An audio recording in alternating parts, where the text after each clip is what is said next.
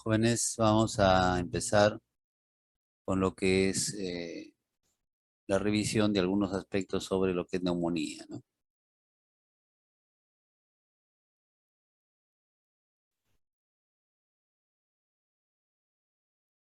Bien, este es un tema pues bastante conocido, de manera que vamos a tratar de puntualizar solamente algunos aspectos durante la revisión. Entonces, en primer lugar, considerar los mecanismos de defensa habituales, ¿no?, que nos permiten protegernos de la colonización de nuestras vías respiratorias bajas y prevenir pues el cuadro de neumonía, ¿no? Los reflejos de las vías respiratorias altas, que incluyen principalmente la tos, la presencia del clínex mucociliar, que ayuda a drenar tanto el moco como las secreciones desde las porciones altas del aparato respiratorio para que puedan ser eliminadas, la misma barrera mecánica que proporciona el moco y la presencia de la inmunoglobulina A secretoria, que actúa como una sustancia de defensa. En las partes más bajas de las vías respiratorias ya existen algunas sustancias adicionales, ¿no? Tenemos citoquinas, quimoquinas, leucotrienos, algunos péptidos antimicrobianos con actividad antimicrobiana, como las defensinas, la lisozima, la lactoferrina, que es bastante conocida, y las mismas proteínas surfactantes. Se mantiene la inmunoglobulina A y se agregan ya algunas células de defensa, ¿no? Y finalmente, a nivel alveolar, que es el punto central, digamos, de la invasión, están los macrófagos alveolares, los neutrófilos, ¿no? Y, bueno, sustancias que pueden generarse ya en respuesta a la inflamación. En lo que se refiere a la valoración, esto es bastante conocido también por todos nosotros, se refiere a la valoración del CURV, que tiene variantes, ¿no?, de acuerdo a los criterios que se quieran incorporar, desde el CURV a solas, el CURV 65, que incluye la edad, o el CRB 65, ¿no?, que excluye el dato respecto a los niveles de urea. Como fuere, hay que considerar esto pues una escala que se aplique en los adultos y que sin embargo ha resultado bastante importante porque nos ayuda a establecer el riesgo de padecer la neumonía, ¿no? El grado de riesgo que implica la neumonía presente, la severidad del cuadro y el tipo de manejo, ¿no? Entonces, en general, aunque haya observaciones, porque toda escala es imperfecta, es un criterio interesante que permite una estratificación rápida, ¿no?, del paciente para ver dónde se le ubica. Luego tenemos la escala de Fine, que sabemos es una escala más completa, ¿no?, que incluye no solamente la edad, sino condiciones coexistentes, es decir, enfermedades crónicas, la mayoría de ellas que pueden agravar el estado del paciente, los datos de respuesta en términos de signos vitales y además de ello valores de laboratorio, cada uno con su puntaje correspondiente, lo cual se correlaciona, ¿no?, con el nivel de mortalidad. Tenemos también algunos criterios considerados por la ITSE y la ATS, ¿no?, en términos de la necesidad de soporte, sea ventilatorio o vascular, y algunos otros criterios menores que también se han mencionado un poco antes respecto a la frecuencia respiratoria, ¿no?, al PAFI, al recuento de plaquetas, de glóbulos blancos, los problemas de hipotensión.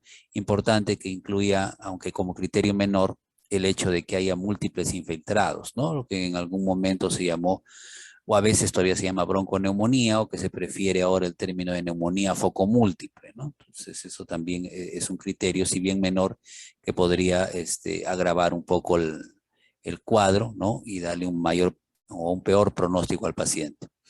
En términos de probabilidad de neumonía también se ha juzgado, ¿no? Hay criterios que se consideran casi indispensables para hablar de neumonía y que tienen, bueno, los puntajes más altos, ¿no? Los que corresponde a la taquimia y a la fiebre, en particular la primera, son los puntajes de mayor nivel. Luego está la presencia de esputo, las mialgias, las sudoraciones nocturnas, lo que se llama la diaforesis nocturna, ¿no? El dolor de garganta y la rinorrea más bien quitan puntos porque sugieren un cuadro viral. Ciertamente hay neumonías virales, ¿no? Pero acá nos estamos refiriendo básicamente al cuadro bacteriano, que con mucho es el más frecuente. La neumonía viral ya tiene sus propias características y ahora, pues, a propósito del COVID con mayor razón, ¿no? Pero esto está dirigido básicamente a las cuestiones bacterianas. Algunos criterios de hospitalización para los pacientes pediátricos que tienen neumonía adquirida en la comunidad, ¿no? Entonces, no lo vamos a revisar todos, varios incluso tienen la referencia, de manera que la hipoxemia, la edad, la frecuencia respiratoria, no olvidando nunca que hay que valorar la frecuencia respiratoria, así como la cardíaca en función del grupo etario, ¿no? Que es una diferencia muy importante en pediatría, pues, ¿no? El límite de 20, que es para los adultos, acá pierde valor en relación con niños con lactantes o niños pequeños o niños un poco más grandes, ¿no? Pasados los 5 años, en fin, pero igual, antes de los 5 años hay una variación bastante grande en la frecuencia respiratoria respecto a personas de mayor edad, ¿no? Los signos de estrés respiratorio, la deshidratación, el llenado capilar lento, importante no olvidar, ya vimos un poco la semana pasada a propósito de algún caso clínico, que el llenado capilar no lo podemos considerar sinónimo de deshidratación, es una variable que nos habla de perfusión, no es necesariamente igual a deshidratación, entonces hay que tener cuidado. Si queremos incorporarlo como parte de la deshidratación, debe haber otras variables más. También en su momento vamos a ver que cuando se habla de deshidratación, pues uno no se guía solamente por el llenado, ¿no? Busca diferentes parámetros que sumados, ¿no? Algunos tienen más significancia que otros, nos digan que hay deshidratación, ¿no? En este caso, el criterio no es precisamente ese, ¿no? Sino la hipoperfusión. Bueno, la apariencia tóxica del niño, ¿no? En algunos casos, particularmente en el estafilococo aureus, ¿no? El cuadro es más tóxico, el niño se ve mal, lo evolucionó de lo que estaba casi normal, digamos, a un cuadro de un compromiso de distrés respiratorio severo en poco tiempo y muchas veces se asocia esto a un derrame pleural, por ejemplo, ¿no? Entonces eso, bueno, el empiema sugerente no patognomónicamente estafilococo está relacionado con él, pero también pues podría un neumococo producir empiema, ¿no? Una Klebsiella podría también producir. Sin embargo, la toxicidad más el empiema precoz por ahí es sugerente por lo menos del estafilococo, ¿no? Aureus. Y otras condiciones, como se mencionó anteriormente, que pueden, pues, por ser comorbilidades, agravar el pronóstico del paciente, ¿no? Siendo niños, pues, problemas de desorden neuromuscular. Antes había, pues, la poliomielitis, ahora eso ya no hay, ¿no? Pero hay diferentes síndromes genéticos que incorporan inmunodeficiencias, ¿no? Factores que pueden empeorar la neumonía como un desorden metabólico de base, ¿no?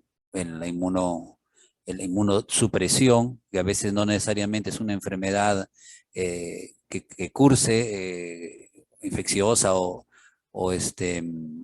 digamos, genética que involucre inmunosupresión, sino es la desnutrición, ¿no? La complicación que básicamente es el derrame, tiende a decirse que la neumonía está complicada cuando cursa con derrame, en las fallas de la terapia ambulatoria, ¿no? El paciente se fue a su casa y no mejoró, ¿no? Y la imposibilidad pues de un cuidado apropiado que garantice el cumplimiento en el hogar. Bueno, en cuanto a la etiología, que es lo que nos interesa ya un poco más, esto es en general, ¿no? Los pacientes ambulatorios, los pacientes que ameritan hospitalización en piso y los pacientes que justificarían irse a una unidad de cuidados intensivos, ¿no? Esto no ha cambiado mucho en realidad con el tiempo para los agentes bacterianos, para los agentes virus respiratorios, obviamente sí ha habido modificaciones claras en estos últimos tiempos, ¿no? Sobre todo en las variantes de los virus de la influenza o nuestro famoso COVID, pero en los términos de bacteria se mantiene más o menos el primer lugar en todos los casos del neumococo, ¿no? El micoplasma habitualmente segundo lugar, ¿no? Tanto en los que son ambulatorios como en los que ameritan una hospitalización en piso, ¿no? Y mientras que pierde ya ese lugar en los pacientes que se van a la UCI, ¿no? Los que se van a la UCI tienen, como hemos mencionado, un cuadro más agudo, tóxico y severo, y raras veces pues un micoplasma produce un cuadro que sea severo y menos agudo, ¿no? De hecho, por eso se le llama germen atípico y ya comentaremos, recordaremos algunos aspectos sobre esta atipicidad, que a veces es discutida, pues, ¿no?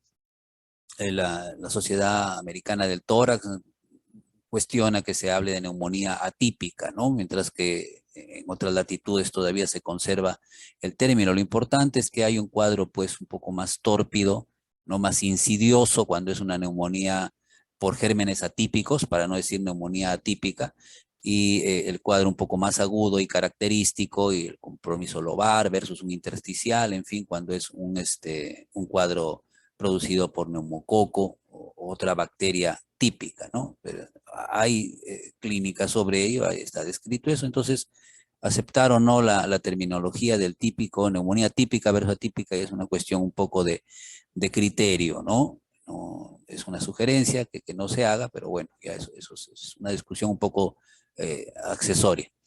Hay la hemófilus, ¿no? Que es más o menos el tercero ya en orden de frecuencia en los cuadros ambulatorios, mientras que en los cuadros hospitalarios no graves, no graves para la unidad de cuidados intensivos, también puede haber clamidófila, por ahí problemas de aspiración, ¿no? Pacientes que a veces no deberían desarrollar un cuadro tan serio, pero por algún trastorno de conciencia o algún factor relacionado con la deglución, bueno, no es tanto en pediatría, pero sucede a veces, por ejemplo, con los pacientes que tienen Parkinson, ¿no? Que tienen trastornos de deglución y a veces se aspiran, ¿no?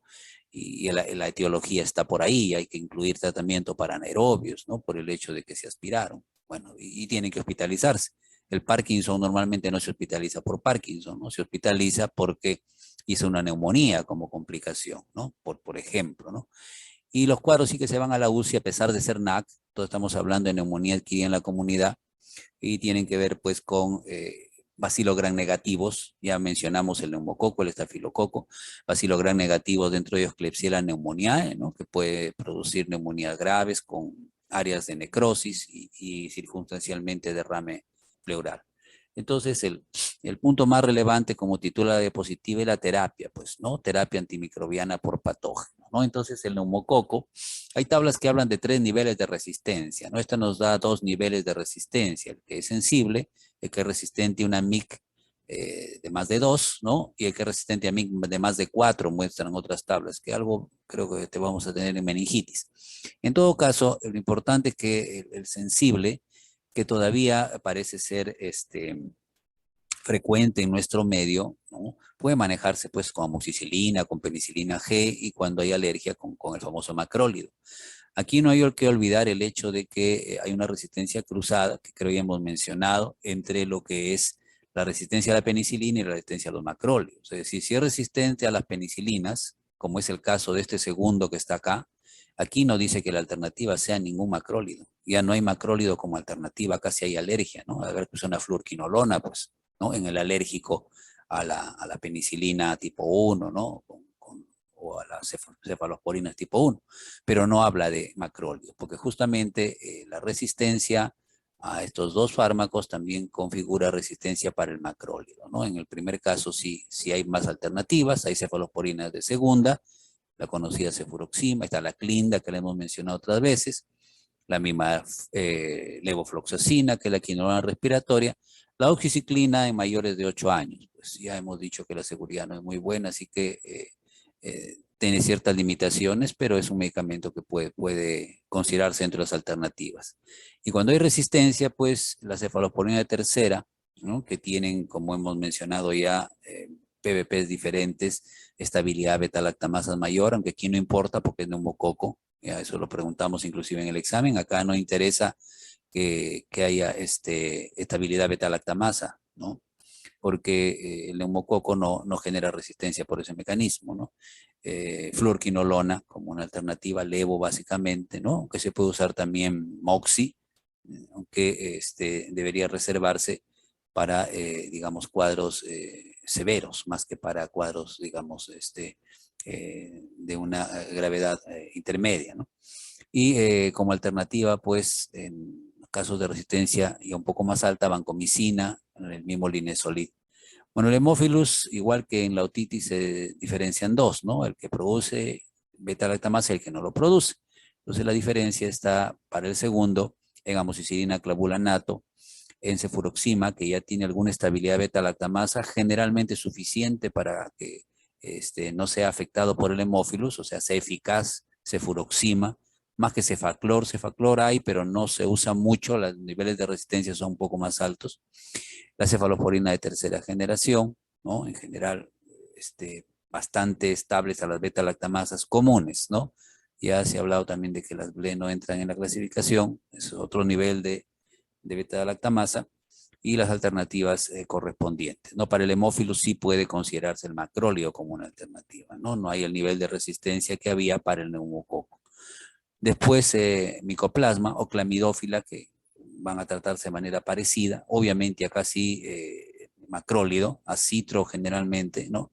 La tetraciclina o en todo caso la fluorquinolona, con un beneficio pues que hizo que las fluorquinolonas y ha hecho que las fluorquinolonas sean abusadas también en la parte respiratoria.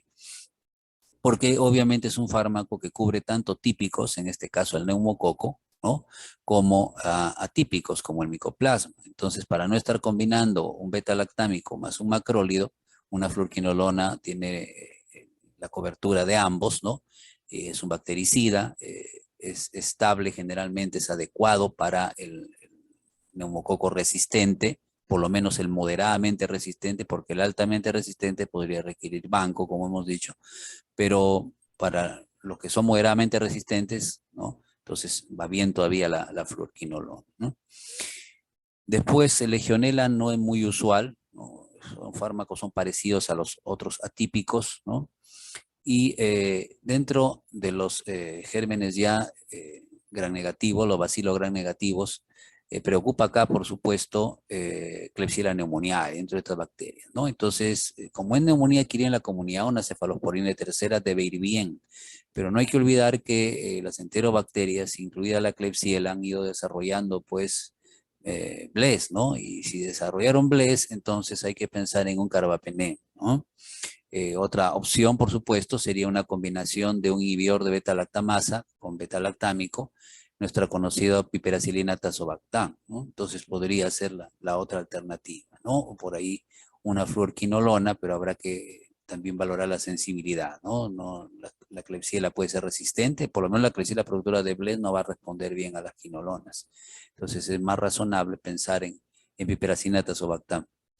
Pseudomona, el beta-lactámico antiseudomónico que debería ser eficaz es ceftazidima, ¿no? Cefalosporina tercera, a la cual se le puede agregar cipro-levo, ¿no? In vitro cipro es algo más eficaz que levo. No estamos tan claros que tanto sea así in vivo, pero hay esa característica.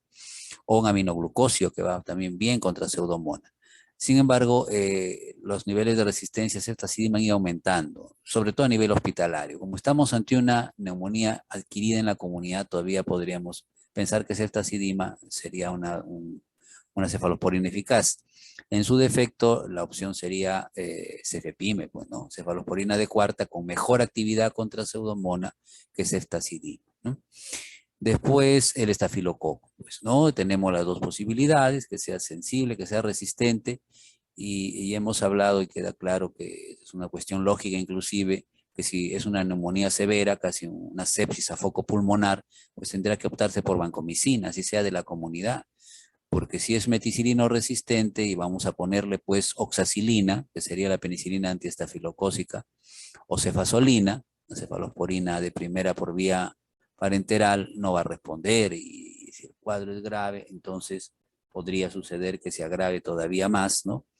Y vamos a tener pues problemas, ¿no? Vamos a tener problemas. Bueno, entonces por ahí nuestras referencias respecto a lo que debíamos utilizar. En el caso de los anaerobios, ahí está la clindamicina, pero también sabemos de las bondades, ya se habló de esto, de piperacilina tazobactam, y obviamente el carbapenem, ¿no? Entonces no se pone o no lo pone acá el que hizo el cuadro al carbapenem después porque sea menos eficaz, lo pone porque no hay que abusar pues de los carbapenem, ¿no? Entonces solamente cuando los gérmenes pues sean resistentes, sean productores de beta-lactamasas, no hay otra opción, entonces pensar en este tipo de agente. En Mycobacterium tenemos que usar los esquemas que nos menciona, acá hay recomendaciones específicas, en realidad lo que las neumonías, pues por Mycobacterium se manejan como la tuberculosis pulmonar, ¿no? Básicamente ese es el esquema, salvo que hubieran resistencias donde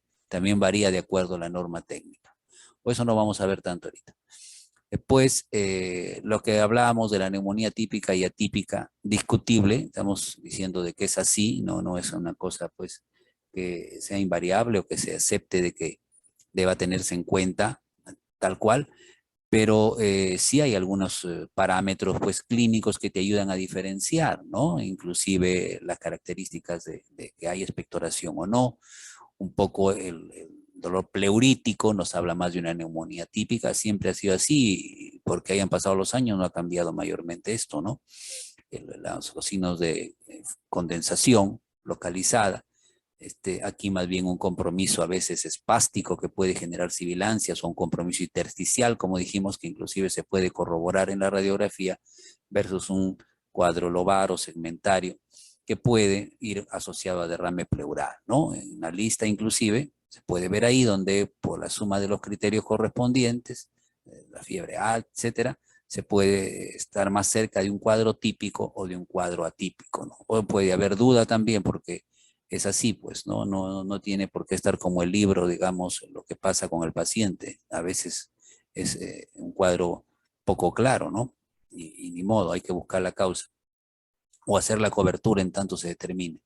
Esto que en principio todavía sigue siendo cierto, ¿no? Respecto a la edad, los más pequeños, ¿no?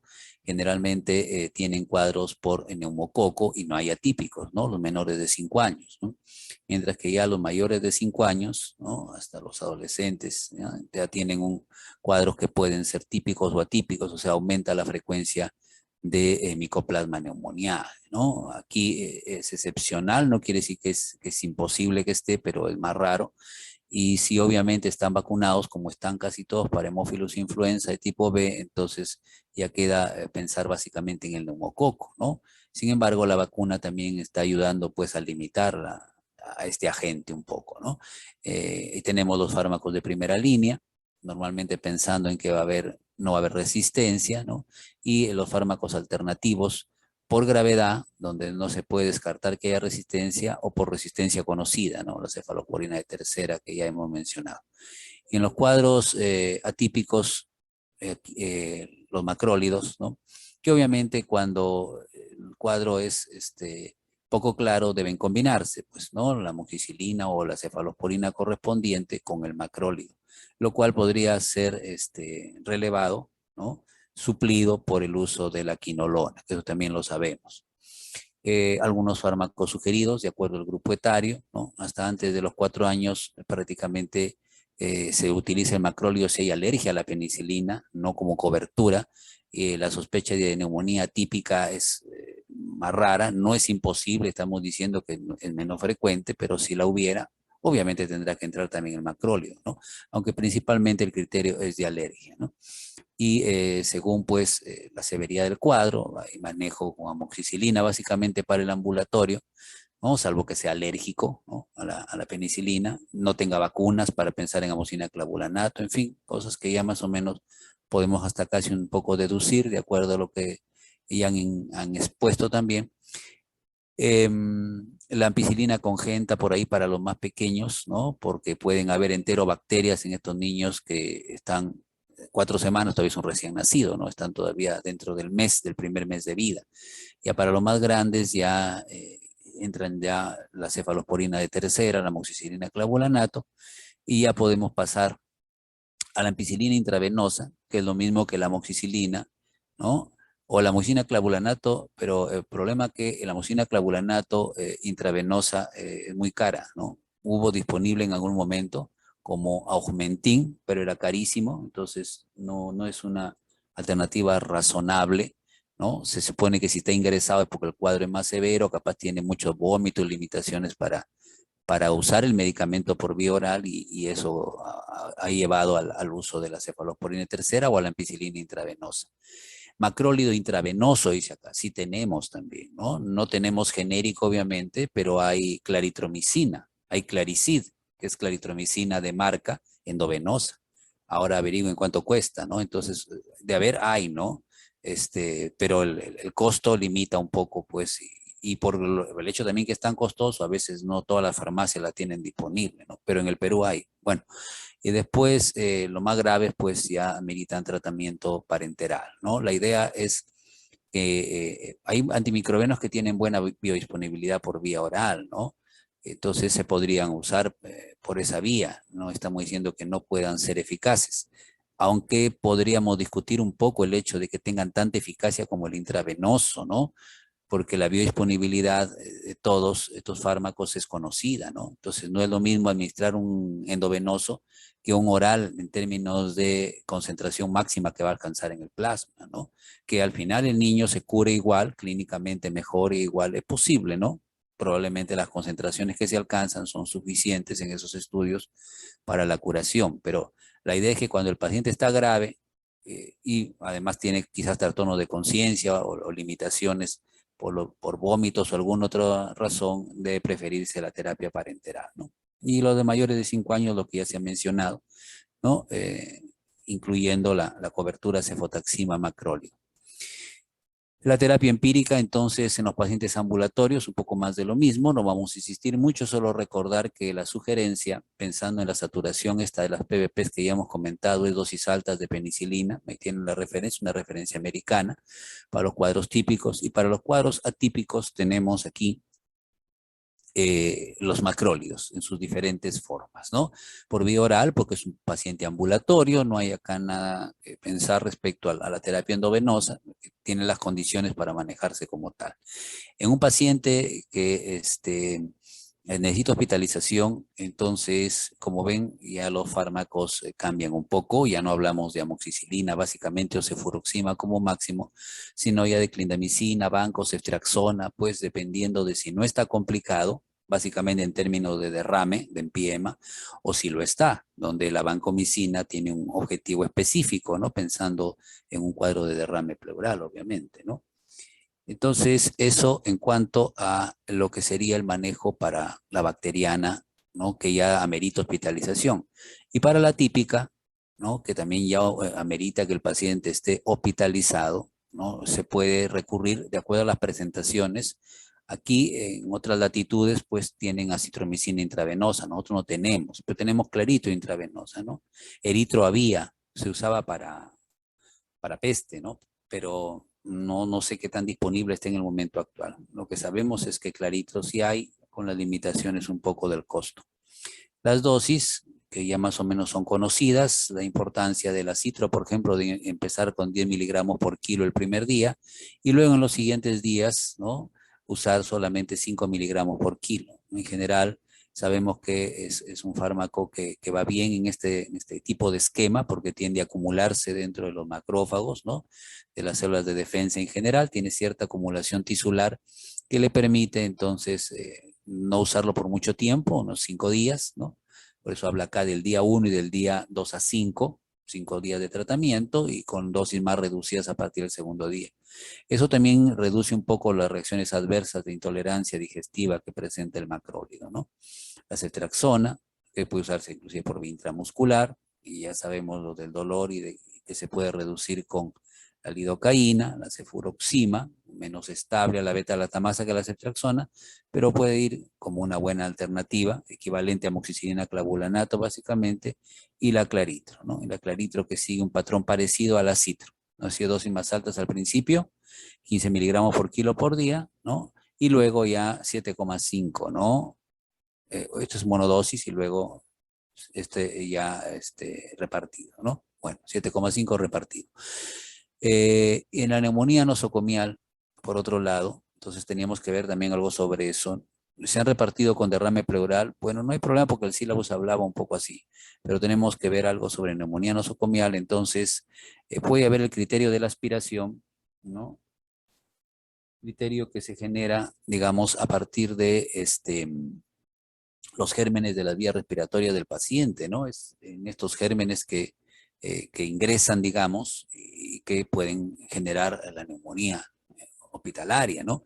Entonces, pero puede haber también la posibilidad de que el paciente esté pues con ventilación mecánica, ¿no? Que esté entubado y entonces ya la neumonía asociada al ventilador también se llama, es por gérmenes definitivamente intrahospitalarios. Entonces, estas dos neumonías un poco que están englobadas en la neumonía intrahospitalaria, Hay algunos factores de riesgo que tienen entonces los pacientes para que la neumonía se genere por gérmenes multiresistentes, ¿no? En este caso, la neumonía hospitalaria, ¿no? Que hayan tenido tratamiento antibiótico y acá se habla de los 3 meses previos, ¿no? O sea, eso facilita que los agentes que uno mismo puede tener en su organismo, su microbiota, pues favorece la resistencia, ¿no? eh, un ingreso por lo menos de 5 días o más en los 3 meses previos, que está hospitalizado por lo menos 5 días, ¿no? Y a una descripción de que en la comunidad hay agentes resistentes, algunos factores de riesgo ya más específicos para la neumonía nosocomial, que es haber estado ingresado en los últimos 90 días, dos días o más, ¿no? Tener tratamiento intravenoso domiciliario, estar en diálisis, que esto ya entra más en pacientes adultos, ¿no? Y hay algunos factores de riesgo, claro, que están asociados con cada uno de los agentes, ¿no? Entonces, por ejemplo, el uso de corticoides favorece la infección por pseudomonas. Eso es algo conocido, ¿no? Los trastornos del sistema nervioso central, ¿no? Tienden a favorecer, así como la diabetes, al estafilococo, ¿no? El uso de antibióticos favorece la resistencia por neumococos, hay que tenerlo presente, ¿no? Y obviamente algún problema de aspiración o manipulación abdominal, pues, anaerobio, ¿no? Este es el score, ¿no? Pulmonar para una infección crítica, ¿no? Una infección clínica, ¿no? Es un score que valora los niveles de temperatura y asigna puntajes al recuento de glóbulos blancos, el PAFI, la radiografía, las secreciones traqueales, con sus características, ¿no? En términos de un poco la cantidad, digamos, pero también las características de la misma, y el cultivo del aspirado traqueal, ¿no? Se entiende que el paciente está intubado, ¿no? Entonces, el tipo de cultivo que se revela, ¿no? En términos de las bacterias, la patogenicidad de la bacteria, también ayuda al aplicar este score, ¿no? Mayor de 6 sugiere una neumonía asociada a ventilador. Entonces, es una tabla que se puede considerar para lo que es los pacientes que hacen neumonía nosocomial. Ahora, el manejo, ¿no? Me interesa recordar un poco cómo vamos a hacer el manejo. Entonces, para el manejo, nosotros vamos a, perdón, un segundo, vamos a hacer un pequeño paréntesis tan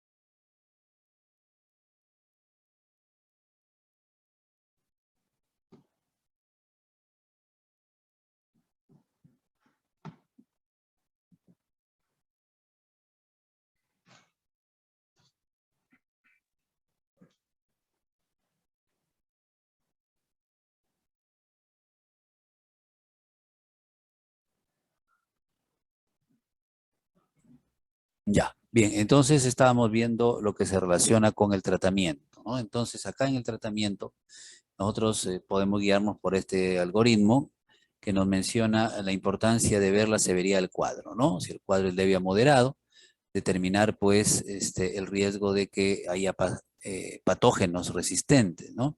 Entonces, si está hospitalizado más de 5 días o ha estado en tratamiento antimicrobiano en los pasados 90 días, sí existe esa probabilidad. Pero si no es así, entonces es posible que haya aspirado alguno de los agentes propios de su microbiota, ¿no? O sea, un neumococo, un haemophilus, una E. coli, en fin, o agentes que no sean resistentes, ¿no? Ante eso, el tratamiento empírico, ¿no? Vamos a ver que incluye monoterapias, ¿no? Vamos a tratar de, a ver, verlo de una vez acá. Por ejemplo, con cefalosporina de tercera, ¿no? Con cefalosporina de cuarta, que decíamos, perdón, que era un poco más estable a beta-lactamasas, con piperacina tazobactam o con levofloxacina o moxi, ¿no? Entonces, más o menos la idea. En el caso de que sí haya factores de riesgo para gérmenes resistentes, entonces hay que pensar que puede estar pseudomonas metida ahí, puede haber una Klebsiella resistente o el estafilo meticilino resistente, de manera que ya no va a ser una terapia única, sino por lo menos una terapia doble, donde dependiendo pues de la presunción diagnóstica, se puede mantener la cefalosporina de tercera o cuarta, o se puede pensar en un carbapenem, ¿no? Más vancomicina, ¿no? Entonces ya las posibilidades de que sean gérmenes más resistentes hacen que aparezca acá, por ejemplo, un carbapenem que aquí no estaba. ¿No? Aquí básicamente el nivel más alto lo daba piperacina tazobactam o cefepime, pero acá no. Aquí aparte que pueden estar estos fármacos, es conveniente por la severidad también misma del cuadro, pensar en el carbapenem y la posibilidad de incorporar vancomicina. Y cuando hay un síndrome de falla multiorgánica, estaremos hablando ya de una sepsis, pues, ¿no?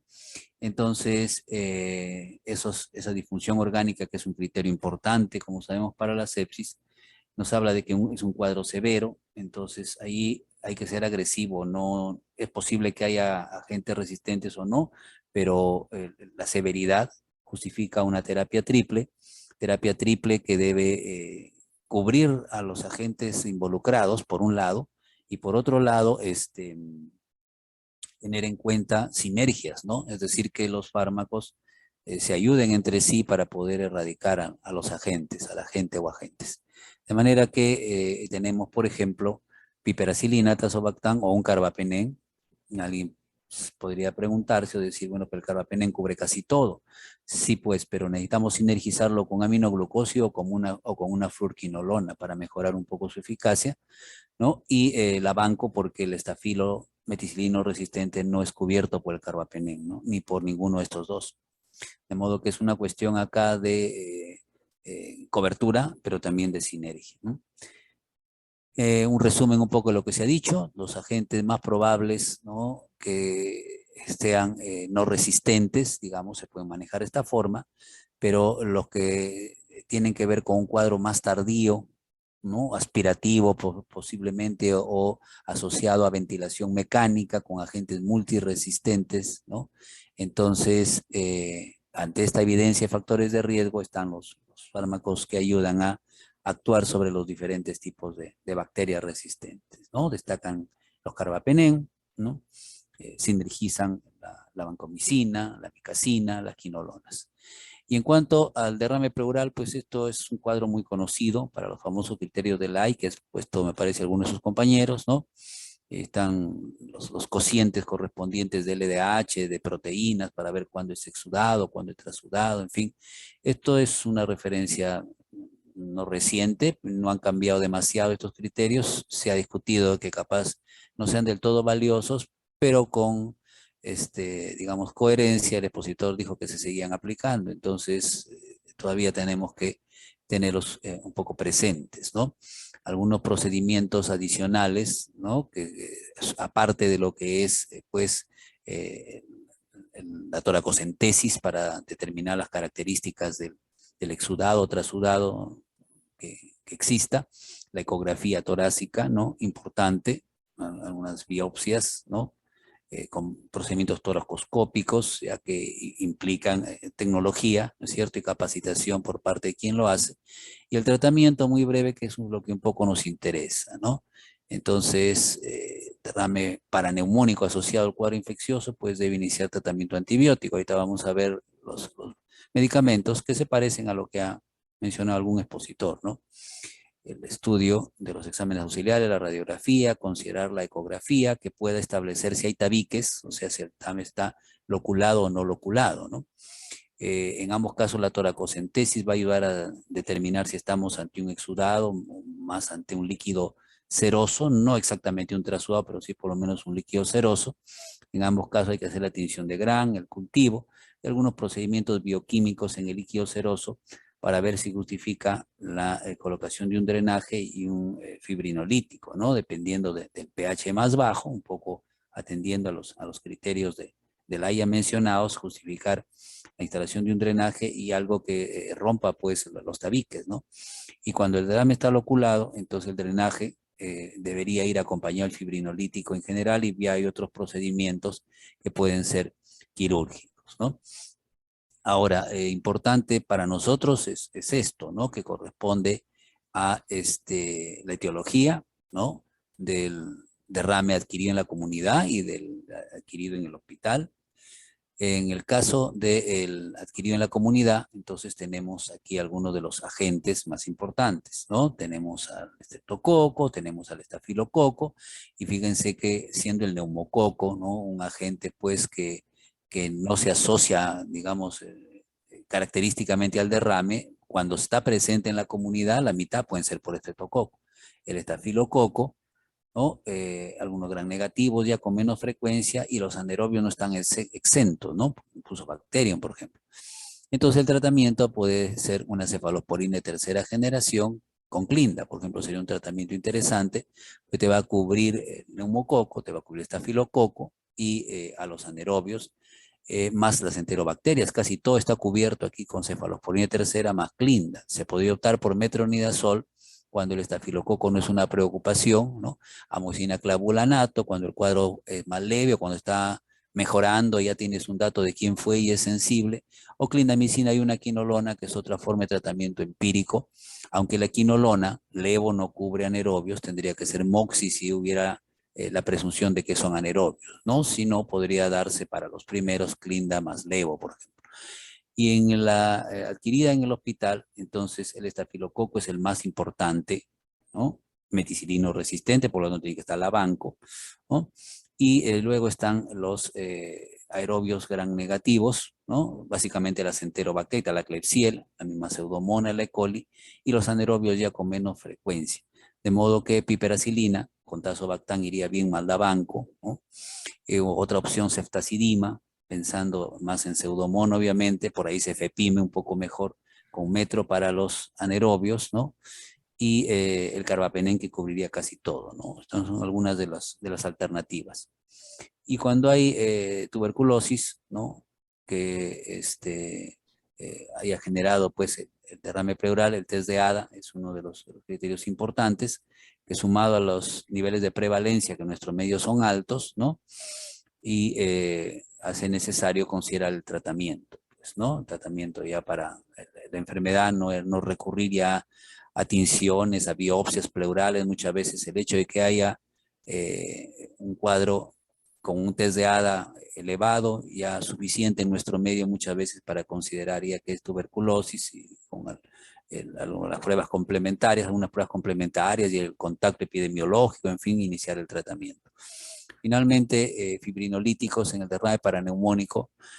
Es cierto que se pueden usar trastetoquinasa, uroquinasa, alteplasa. La alteplasa, según algunos estudios, podría ser más eficaz que los anteriores, ¿no? Es más caro definitivamente, ¿no? Por ahí escuchamos de su compañero que la uroquinasa parece una buena alternativa.